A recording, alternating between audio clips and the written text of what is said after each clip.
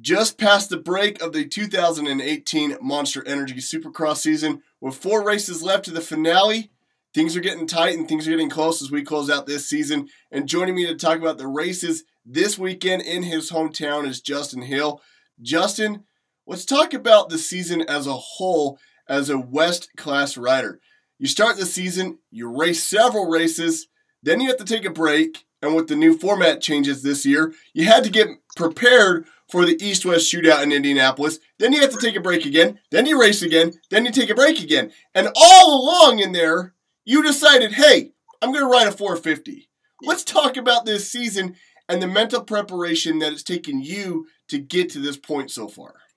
Well, the season didn't go as planned from the start. You know, we had some rough races, and I think that's actually what kind of, I guess, started that whole, hey, let's make the middle messy and ride a big bike and do some other stuff, you know. So, but I've enjoyed it every step of the way. I'm constantly learning and enjoying the development of the bike and everything. And you know, truthfully, the 2 weeks I had there in the middle to go and ride my preferred machine, the 450, was a blast. So, you know, and it gave me a little bit to look forward to next year, and a couple little things to remember. And then the whole shootout thing, man, that actually is what threw a monkey wrench in, because, you know, we would be riding the 450 or we would be doing outdoor testing or something like that, but we got it. It's kind of jumbled.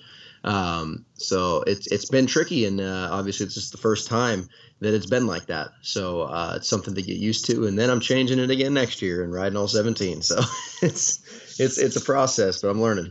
With winning the championship last season, being on a 250 again this season, but throwing in that 450, you look far more comfortable there.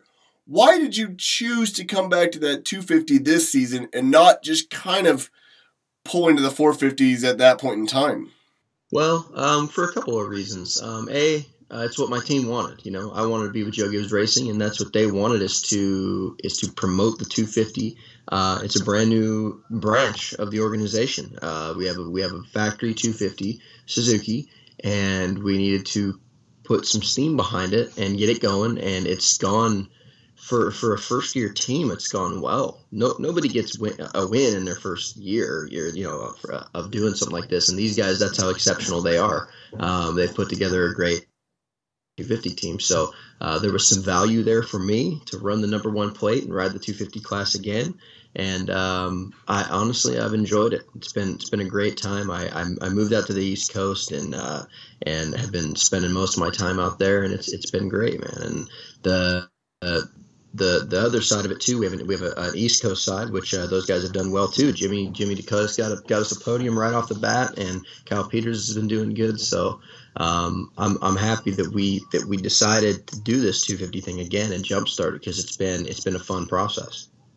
With the race being in your hometown in Seattle this weekend, you feeling any added pressure to do anything or push yourself to that next level to get back up on the podium for that home race? And how are you preparing for that, just for you, especially with now having your brother being there? I mean, is there a family bet on the table? Is there something that's going to be talked about at the Thanksgiving table? I mean, whoever gets the higher podium obviously gets to sit at the bigger table. Am I right? Right. Gets the bigger slice of turkey. Yeah, that's. There's nothing like that though. I definitely enjoy being home, just home front area, just to see all my friends and family and everybody, and my brother does as well. Obviously, we're deep rooted into the area and up here in Portland, so that's the cool part of it for me. I get to see everybody I know, and it's a great time. It's messy with tickets and all that, but luckily I got some friends that help me out with that, and but for the most part, it's just going to be a good time, and I try as hard as I can every time I race. There's nothing different about this one. There's nothing that's going to propel me. You know, I'm always trying. You know, I never stop. I think I could definitely have kind of one leg up on some guys that don't get as much of the wet riding as I have in my past. Definitely it's raining, so could be a mudder, could play partly in my favor, but there's some other guys that ride in the mud good too. So I'm just going to try my best like I always do. Looking forward to the next season. As you say, you're going to be racing all 17. What are some of those things that you felt like you've done really well this season that will propel you into that next season? definitely bike development. I think I've learned more in this 1 year than I ever have.